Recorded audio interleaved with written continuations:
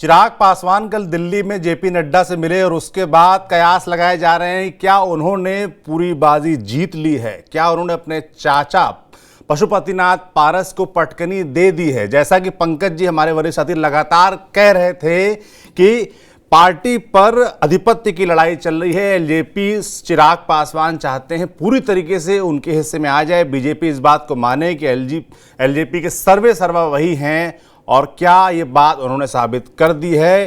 क्या चाचा पशुपतिनाथ पारस अकेले पड़ गए हैं, कहीं के नहीं रहे हैं? और इस पूरी घटनाक्रम में लालू प्रसाद यादव का क्या रोल रहा? पशुपतिनाथ पारस के पास अब आगे क्या ऑप्शंस बचे हैं? इस पर विस्तार से बात करेंगे। बात करने के लिए हमारे वरिष्ठ साथी पंकज जी हमारे साथ होंगे। वो पंकज जी जो लगातार आपको ये बता रहे थे कि कैसे चिराग पासवान ने भाजपा के सामने शर्त रख दी है कि साफ साफ आप मुझे नेता मानिए एलजेपी का, तभी बात आगे बढ़ेगी। सीटों को लेकर साफ साफ पंकज जी लगातार कह रहे थे कि वो 5 सीटों पर अड़े हुए हैं। अब निकलकर वही बात आ रही कि लगभग 4 से 5 सीटें उनको मिल सकती हैं। पंकज जी लगातार ये बात कह रहे थे कि चाचा किनारे पड़ जाएंगे। कल भी हमने यही बात की थी कि चाचा की बात नहीं बनी है और अब वही बात निकल के सामने आई है कि चाचा की बात वाकई नहीं बनी है। तो शुरुआत पंकज जी इसी बात से करते हैं कि चिराग पासवान ने जो पूरा समीकरण बैठाया उसके पीछे की कहानी क्या है? कल जेपी नड्डा के साथ क्या बातचीत हुई, क्या फॉर्मूला निकला? देखिए, मैं कल भी आपसे कह रहा था और आज फिर से रिपीट कर रहा हूं कि राजनीति में दिखाने के दांत कुछ और होते हैं और खाने के कुछ और। कल जेपी नड्डा से मुलाकात हुई क्योंकि जेपी नड्डा राष्ट्रीय अध्यक्ष हैं और राष्ट्रीय अध्यक्ष से मिल करके बढ़िया फोटो सेशन हुआ और उसके बाद चिराग खुशी खुशी बाहर आए और उन्होंने बड़े ही कम शब्दों में एक सधे हुए राजनीतिज्ञ की तरह अपनी बातें सबके सामने रख दी, लेकिन उनके चेहरे की खुशी छिपाए नहीं छिप रही थी। और यह बात साफ साबित हो गया था कि बीजेपी ने असली एलजेपी उनको ही मान ली। लेकिन इसके पीछे की कहानी बड़ी लंबी। कहानी लंबी यह है कि चिराग पासवान जिन शब्दों का प्रयोग कर रहे थे और जिस तरीके से वो अपनी पोस्चरिंग कर रहे थे और जिन भाषाओं का प्रयोग कर रहे थे उससे बड़ा साफ दिख रहा था कि चिराग पासवान झुकने वाले नहीं हैं, चिराग पासवान मानने वाले नहीं हैं। और दरअसल इसकी बड़ी वजह यह है कि कहते हैं ना कि लोहा को आप जितना तपाते हैं वो तप करके और निखरता है। और मैंने आपको बताया कि जो चिराग पासवान जब सांसद बन भी गए थे और उनके पिता उस समय जिंदा थे तो कभी कभार वो दिल्ली से जमुई चले जाया करते थे, पटना चले जाया करते थे। लेकिन चिराग पासवान की जब पार्टी टूटी और वो अकेले रह गए तो उन्होंने पटना में डेरा डाल दिया। और वो सिर्फ पटना में ही नहीं रहे, एक एक दिन में वो 3, 4, 5 जिले ट्रैवल करते थे, गली नुक्कड़ चौराहे पर संघर्ष करते हुए दिखते थे। चिराग पासवान का रंग काला पड़ गया था। तो आप समझ सकते हैं कि उनको यह समझ में आ चुका था कि उनके हाथ से पार्टी निकल गई है और अगर पार्टी निकल गई तो उनका करियर नहीं बचेगा। पिता ऑलरेडी गुजर चुके हैं। ऐसे में सवाल उठता है कि पार्टी पर आधिपत्य कैसे जमाया जाए। इसलिए जनता पर विश्वास जमाने के लिए, जनता के बीच में पैठ बनाने के लिए जिस तरीके से पिछले 2-3 साल में चिराग पासवान संघर्ष करते हुए दिखाई पड़े, उसका नतीजा, उसका परिणाम, उसका फल उनको कल मिल गया। तो आप समझ लीजिए कि चिराग पासवान को 5 सीटें आवंटित की जा चुकी। तो चिराग पासवान को 5 सीटें मिलेंगी ये तय है। पहले एलजेपी के पास को 6 सीटें दी गई थी। 6 में 1 सीट पर पशुपतिनाथ पारस भी जीते थे। 5 सीट चिराग पासवान को दिया जा चुका है। उसमें वो 5 सीट कौन कौन है वो भी बता दूं। एक हाजीपुर है, दूसरा जमुई है, तीसरा नवादा है, चौथा वैशाली है। और इस तरीके से अगर जमुई उनसे लिया जाता है, क्योंकि कहा जा रहा है कि जमुई में इंटरेस्ट जेडीयू का भी, तो उसके बदले उनको गोपालगंज दिया जा सकता है। तो और 5वां खगड़िया था जहां से कैसर साहब जीते हुए, जहां के एमपी हैं। अब सवाल उठता है कि चिराग पासवान 5 सीट तो ले लिए, अब 5 सीट पर उनकी जीत कैसे हुई? ये बड़ी इंपॉर्टेंट बात है। क्योंकि जब बीजेपी कह रही थी कि चिराग और पारस गुट को हम एक मानते हैं और 6 से ज्यादा सीट इन दोनों को नहीं देंगे, तो चिराग इसी बात की तो लड़ाई लड़ रहे थे कि असली एलजेपी हम है, आप हमको पारस गुट के साथ कैसे जोड़ते हैं, पारस गुट के पास है क्या।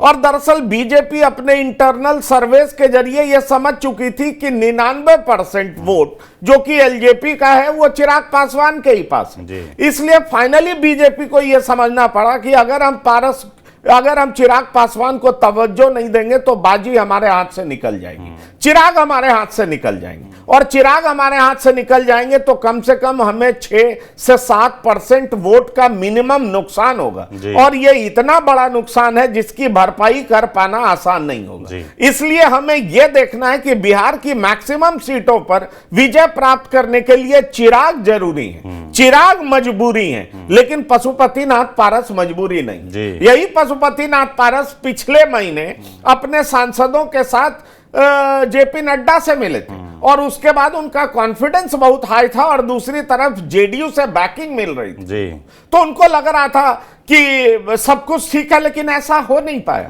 क्योंकि चिराग पासवान ने कई सभाएं की, और सभा में उन्होंने साफ कहा कि मेरा गठबंधन यहाँ के लोगों से है, यहाँ की आवाम से है। उन्होंने अटैक भी किया, तो देखिए जेडीयू पर किया कि बिहार फर्स्ट, बिहारी फर्स्ट का जो उनका विजन है उसके लिए लड़ते रहेंगे, लेकिन कल जब उनको कह दिया गया कि 5 सीटें आपको दी जा रही हैं, तो कल उन्होंने क्या कहा, कल उन्होंने कहा कि हमारे प्रमुख एलआई जो अभी वहां की सरकार है जेडीयू वो है, भाजपा है, और उसके बाद कहने लगे वो तमाम लोग जो एनडीए का हिस्सा हैं उनके साथ मिलकर के हमको चुनाव लड़ना है और 40 की 40 सीटें जीतनी। अब आप पूछेंगे कि इस मुकाम तक चिराग कैसे पहुंच पाए, तो देखिए चिराग पासवान से बात कर रहे थे विनोद तावड़े, तावड़े वहां के प्रभारी हैं, और तावड़े उनसे बात कर रहे थे, और साथ ही साथ सम्राट चौधरी भी बात कर रहे थे, मंगल पांडे भी बात कर रहे थे, पर मंगल पांडे की ज्यादातर बात पशुपतिनाथ पारस से हो रही, लेकिन चिराग पासवान की बात जो बीजेपी के चाणक्य कहे जाते हैं अमित शाह ने जब ये क्लियरेंस दे दिया, गो अहेड की 5 सीट आपको दिया, आप 5 सीट की तैयारी करिए, उसके बाद ये तमाम औपचारिकताएं पूरी की गई और इनको जेपी नड्डा से मिलाया गया, दोनों का बेहतरीन फोटो सेशन हुआ, फोटो ऑप के बाद चीजें बाहर आई और यह कहा जाने लगा कि 5 सीटें चिराग पासवान को आवंटित कर दी गई।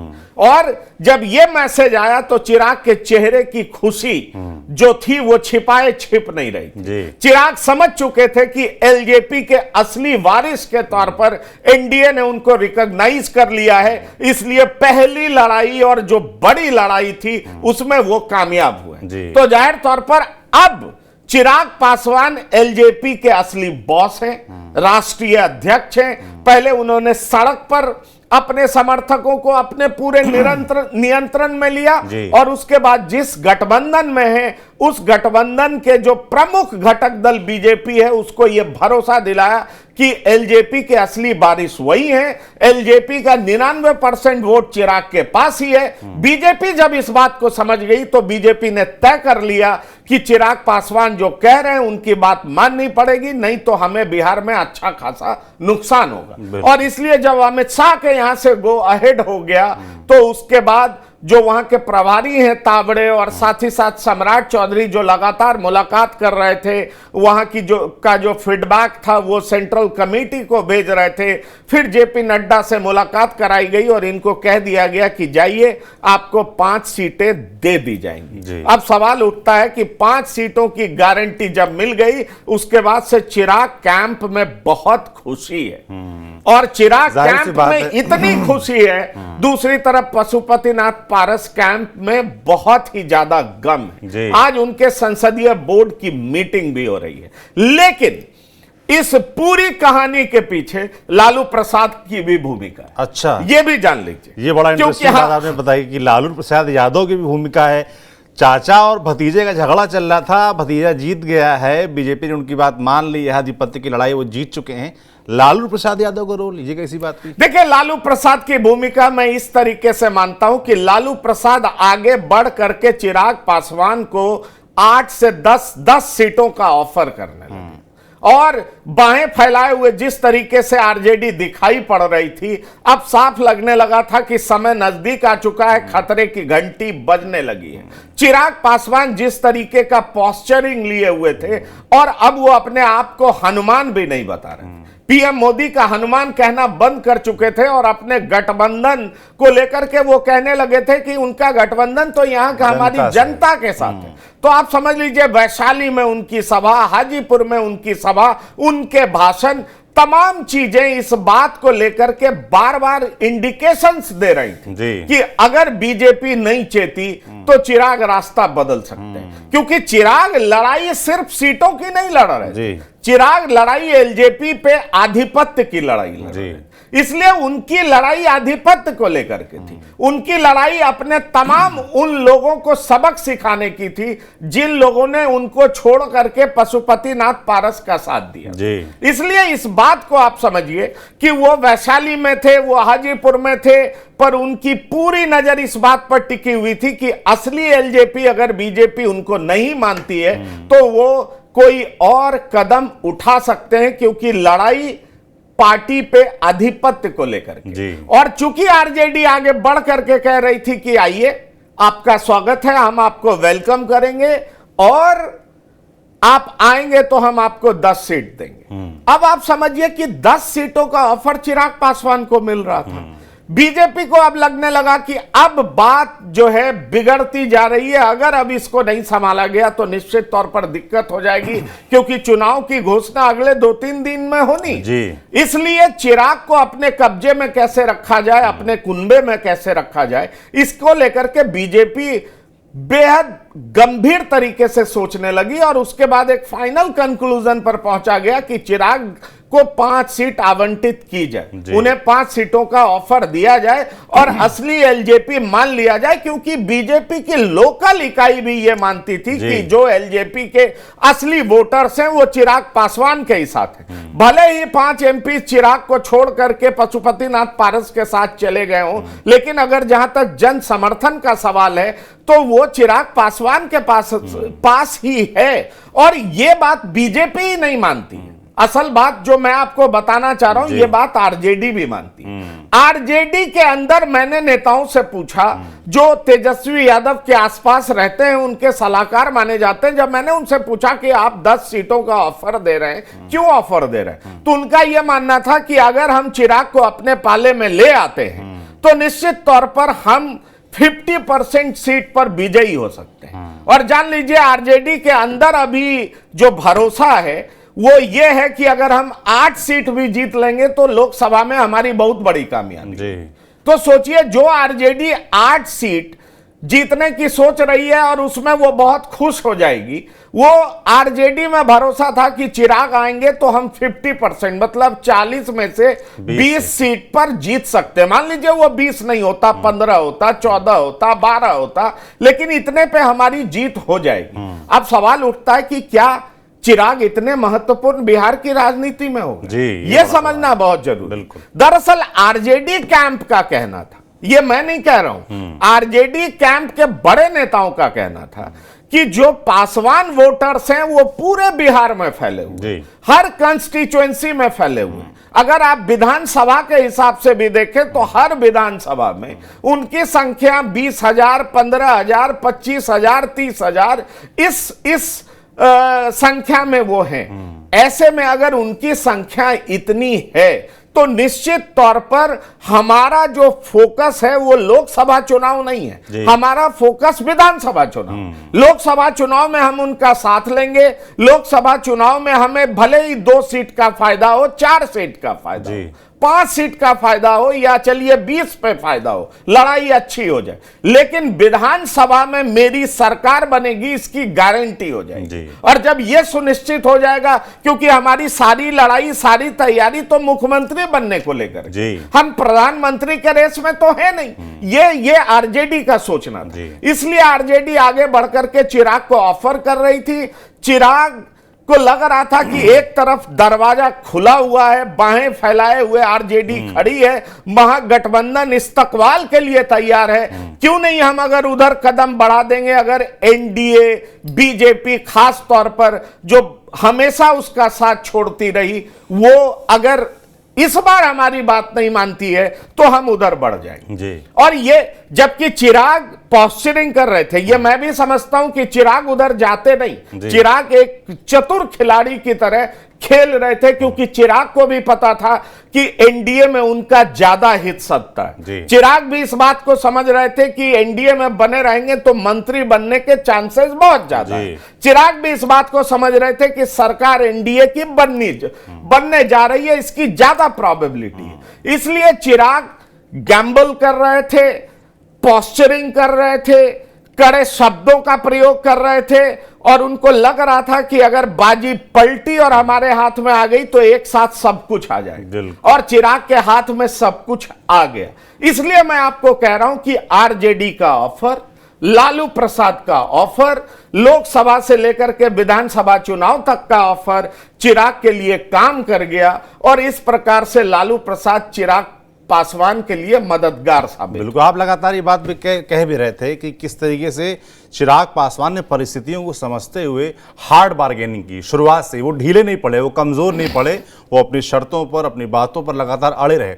और अगर उनके सफ़र को देखें तो पिछले विधानसभा चुनाव जब वो गठबंधन में शामिल नहीं हो पाए, उसके बाद से लगातार उनका संघर्ष जारी था, चाहे सड़क पर हो, चाहे चुनाव के दरमियान जेडीयू को नुकसान पहुंचाने की बात हो, चाहे नीतीश कुमार के सामने खड़े होने की बात हो, अपना विजन प्रस्तुत करने की बात हो, या ये स्वीकार्यता बीजेपी आरजेडी में डेवलप करने की बात हो कि मैं ही नेता हूं अपने समाज का, अपनी पार्टी का, ये स्टैब्लिश करना हो, तो चिराग पासवान के लिए अब ये कहा जा सकता है, ये जो उनको जीत हासिल हुई है, बीजेपी की तरफ से उनकी डील पक्की हो गई है, वो एक मैच्योर पॉलिटिशियन के तौर पर उभरे हैं, और इसी मैच्योरिटी की वजह से वो उनके चाचा उनसे मात खा गए हैं। तो ऐसे में सवाल पंकज जी अब ये उठता है कि चाचा के पास क्या ऑप्शन बचा है, क्योंकि खबरें तो बहुत सारी चल रही हैं सोशल मीडिया पे कि उनको गवर्नर की पोस्ट ऑफर हुई है, भतीजे जो हैं उनके प्रिंस राज, उनको मंत्री बनाने की बात चल रही है, तो तमाम ऐसी बातें भी चल रही हैं। क्या इन सब बातों में कोई दम है? क्या भविष्य है चाचा? देखिए, कल एक बात निकल करके आई कि चाचा को समस्तीपुर से लड़ाया जाएगा जी, लेकिन वो बात भी टल गई। मेरे सूत्र जो बता रहे हैं वो ये बता रहे हैं कि समस्तीपुर भी अब पशुपतिनाथ पारस को नहीं दिया जाएगा। अच्छा। बीजेपी के तरफ से कम्युनिकेट कर दिया गया है कि लोकसभा में आपके लिए हमारे पास कोई सीट नहीं है, इसलिए लोकसभा चुनाव में आप हमारी मदद करिए और उसका इनाम आपको दे दिया जाएगा। अब सवाल उठता है कि जो चाचा पशुपतिनाथ पारस हैं, उनके संसदीय बोर्ड की मीटिंग आज होनी है, और आज संसदीय बोर्ड की मीटिंग में यह फैसला हो पाएगा कि आखिरकार चाचा करेंगे तो करेंगे क्या। दरअसल देखिए, आज कैबिनेट का एक्सपेंशन भी होना था। कल यह बात बड़ी तेजी से बाहर आई कि चाचा को राज्यपाल बनाया जा सकता है या राज्यसभा भेजा जा सकता है, और भतीजे को प्रिंस राज को मंत्री बनाया जा सकता है सरकार। लेकिन क्या बीजेपी ऐसा करने जा रही है? यह एक बड़ा सवाल है, क्योंकि आज जब मैं आपसे बात कर रहा हूं तो मेरे पास यह जानकारी निकल करके आई है कि समस्तीपुर से तो चाचा को नहीं लड़ाया जाएगा, और बीजेपी ने यह बात चाचा को कम्युनिकेट कर दी। ऐसे में सवाल उठता है कि क्या उनको राज्यसभा भेजा जाएगा, क्या उनको राज्यपाल बनाया जाएगा? अब सौरभ, राजनीति में कोई चीज खैरात में नहीं है जी, बिल्कुल। बड़ा सवाल यह है, अगर आपके पास जन समर्थन नहीं है और जो पार्टी देने की स्थिति में है वो अगर उसको लगता है कि आप उतने उस लायक नहीं है, आपके पास वो जन समर्थन नहीं है, तो आपको फिर वो क्यों पुरस्कृत करें? ये एक बड़ा सवाल ये उठता है। हो सकता है अभी तत्काल कंट्रोवर्सी को दूर करने के लिए वो कोई बड़ी बेचैनी ना पैदा हो, एक गलत मैसेज ना जाए, उसके लिए बीजेपी इस तरह की बात सूत्रों के हवाले से कई बार पार्टियां प्लांट करती हैं, लेकिन क्या ये हो पाएगा, ये व्यावहारिक तौर पर सही दिखाई पड़ता है क्या? और अब तो कोई इसकी भी बात नहीं कर रहा कि चंदन सिंह का क्या होगा। चंदन सिंह जो कि एलजेपी से सांसद थे नवादा से, उनका क्या होगा? कोई ये बात नहीं कह रहा है महबूब अली कैसर का क्या होगा जो पशुपतिनाथ पारस के साथ थे। कोई ये नहीं बता रहा है कि पशुपतिनाथ पारस के भतीजे प्रिंस राज का क्या होगा। प्रिंस राज और पशुपतिनाथ पारस की तो कल बात हुई भी कि भतीजे को मंत्री बनाया जा सकता है और चाचा को या तो राज्यपाल या राज्यसभा भेजा जा सकता है। लेकिन ऐसा होगा क्या, ये थोड़ा थमिए, इंतजार करिए, क्योंकि मैं एक बात बहुत साफ तौर पर मानता हूं कि अगर असली एलजेपी चिराग पासवान को मान लिया गया है तो प्रिंस राज को क्या मंत्री बनाया जाएगा, इसकी संभावना मुझे बहुत कम नजर आती जी। और अगर ऐसा होता है तो निश्चित तौर पर मैं ये मानूंगा कि बीजेपी, जो कि मानी जाती है कि बीजेपी आपकी हैसियत के हिसाब से आपका मूल्यांकन करती है और उसके बाद आपको वहां पर बिठाती है। अगर आपकी यूटिलिटी ना हो, आपकी हैसियत ना हो, तो बीजेपी मिनट में आपको साइड करती है। और इसके कई उदाहरण आपने देखा, हरियाणा में कैसे मनोहर लाल खट्टर को तुरंत हटा दिया गया और पूरी सरकार से इस्तीफा ले ली गई। गुजरात में आप देखिए क्या नहीं देखा गया। ऐसे में सवाल उठता है कि समय के हिसाब से बीजेपी जिस चीज को महत्वपूर्ण समझती है उसको एग्जीक्यूट करती है, और एग्जीक्यूट करने में वो बिल्कुल देर नहीं लगाती है, क्योंकि पार्टी के हित से बड़ा और पार्टी की जीत को सुनिश्चित करने वाला कौन सा फैसला होगा, इससे इतर बीजेपी कुछ सोचती नहीं है। 24/7 बीजेपी की सोच इसी के इर्द गिर्द घूमते रहती है। ऐसे में सवाल उठता है कि क्या पशुपतिनाथ पारस अकोमोडेट किए जाएंगे, और पशुपतिनाथ पारस अकोमोडेट किए जाएंगे तो राज्यसभा भेजे जाएंगे तो 2 साल और है। पशुपतिनाथ पारस अगर गवर्नर बनते हैं तो भाई लोकसभा में तो उनको एनडीए के लिए प्रचार करना पड़ेगा। सवाल ये उठता है तो क्या पशुपतिनाथ पारस एनडीए बुरी तरीके से चाचा पशुपतिनाथ पारस बुरी तरीके से फंस चुके हैं। अब एक विकल्प बचता है कि क्या महागठबंधन में जाएंगे जी, ये भी बड़ी खबर चल रही विकल्प, इसकी चर्चा बहुत बड़ी चर्चा है जी। इसकी चर्चा देखिए, यही मैं आपसे कहना चाह रहा था कि दरअसल महागठबंधन में जो एक पॉलिसी तैयार हुई, उस पॉलिसी का मैं जिक्र करना जी। लेकिन लालू प्रसाद है, वहां तो 1-2 लोगों की पार्टी है, वही दोनों सुप्रीमो हैं, वो जो तय कर लेंगे वही हो जाएगा जी। दरअसल है क्या कि हाजीपुर में चिराग के खिलाफ लड़ाने के लिए आरजेडी के पास कोई उस तरह का उम्मीदवार तो है नहीं जी। रामसुंदर दास रहे नहीं, शिवचंद्र राम पिछली बार लड़े थे, क्या वो अब उतने कैपेबल हैं कि वो चिराग पासवान को टक्कर दे सकें? तो इस चुनाव को नाटकीय बनाने के लिए पशुपतिनाथ पारस को उतारा जा सकता है। अच्छा। इसकी एक गुंजाइश है आरजेडी के तरफ से। लेकिन आरजेडी के भीतर भी ये मानना है, क्योंकि मैंने आपको कहा कि पॉलिसी के तौर पर आरजेडी ये मानती है कि चाहे मुकेश साहनी हो चाहे पशुपतिनाथ पारस हो, ये इनकी यूटिलिटी बहुत ज्यादा नहीं। लोकसभा में तो बिल्कुल लोकसभा में तो नहीं है जी, और लोकसभा में नहीं है इसलिए हम इनको क्यों सीट दें, अपना सीट क्यों खराब करें। ये पशुपतिनाथ पारस जो कि राष्ट्रीय लोक जनशक्ति पार्टी जिसका नाम है, उसको लेकर के महागठबंधन में भी ये विचार, इसलिए आपने नहीं सुना होगा कि महागठबंधन के तरफ से कल से अभी तक ये ऑफर आया होगा कि आ जाओ, हम तुम्हें बाहें फैलाए हुए खड़े हैं, हम तुम्हें इतनी सीटें दे देंगे, इस तरह का आपने नहीं सुना जी। इसलिए मैं आपसे कह रहा हूं कि हो सकता है अगर ये जाए तो और ये तय कर लें कि नहीं हम चिराग के खिलाफ लड़ेंगे, क्योंकि पशुपतिनाथ पारस की भी उम्र हो चुकी है, सड़क पर संघर्ष करने की क्षमता वो नहीं रह गई। अब सवाल उठता है कि क्या प्रिंस राज उतने कैपेबल हैं? ये देखने वाली बात होगी, उनकी उम्र कम है, लेकिन प्रिंस राज इनके भतीजे हैं। अब प्रिंस राज करेंगे क्या, ये सवाल उठता है। और बाकी सांसदों की तो बात ही छोड़ दीजिए, क्योंकि वो तो एक पार्टी सिंबल पे लड़ते हैं। इसलिए मैंने आपसे कहा कि महागठबंधन में भी पॉलिसी लेवल पर है कि ना तो मुकेश साहनी ना पशुपतिनाथ पारस, दोनों को कोई सीट नहीं देना, क्योंकि इन दोनों के जो वोटर्स हैं वो ट्रांसफर नहीं होते। मुकेश साहनी को लेकर के है कि उनके वोटर ज्यादा लॉयल, उनका इंक्लिनेशन बीजेपी के तरफ होता है, और बीजेपी के तरफ होता है, इसलिए वो यादवों के साथ आकर के वोट करें, इसकी संभावना बहुत कम होती है और हमने कई बार ऐसा देख लिया, इसलिए हमें उनको साथ लेने की जरूरत नहीं जी। इसलिए आरजेडी बहुत ज्यादा उनको इंटरटेन नहीं कर रही है। जो मेरी बात हुई आज नेताओं से वो मैं कह रहा हूं।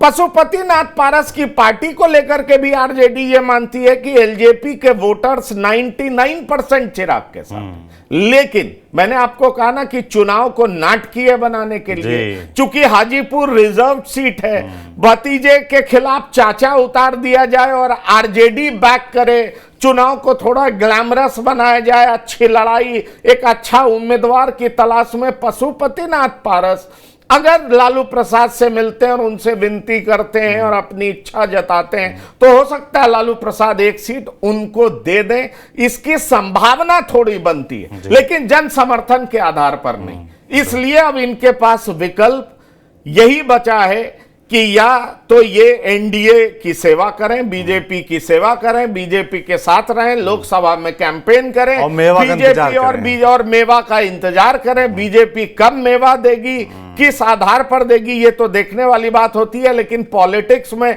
व्यावहारिक तौर पर यह सब होता नहीं है। जी बिल्कुल। तो कुल मिलाकर लड़ाई जो थी चाचा और भतीजे के बीच, उसको भतीजे चिराग पासवान ने जीत लिया है। एनडीए में उनको जितना उनको सीटें चाहिए थी, जो सीटें चाहिए थी वो जीत लिया, और साथ ही साथ अपनी पार्टी एलजेपी पर आधिपत्य भी अपना साबित करवा लिया है बीजेपी के जरिए ही। चाचा के पास बहुत खास ऑप्शन नहीं बचे हैं, जो ऑप्शन बचे हैं वो पंकज जी ने आपको विस्तार से बताए। अब कम से कम आरजेडी या इंडिया कैंप हो या इसके अलावा एनडीए कैंप हो, इनमें सीट शेयरिंग का फॉर्मूला मुझे लगता है इजीली जल्दी निकल आएगा, क्योंकि चुनावों की घोषणा किसी भी दिन आज कल परसों में हो सकती है। सभी को इंतजार रहेगा सीट शेयरिंग का और चुनावों की घोषणा का। बाकी चिराग पासवान का किस्सा मुझे लगता है एनडीए के साथ अब अपने अंतिम रास्ते पर पहुंच चुका है। सीट शेयरिंग से जुड़ी जो भी अपडेट्स आएंगी वो आप तक हम पहुंचाएंगे। आप देखते रहिए TV9 बिहार झारखंड। शुक्रिया।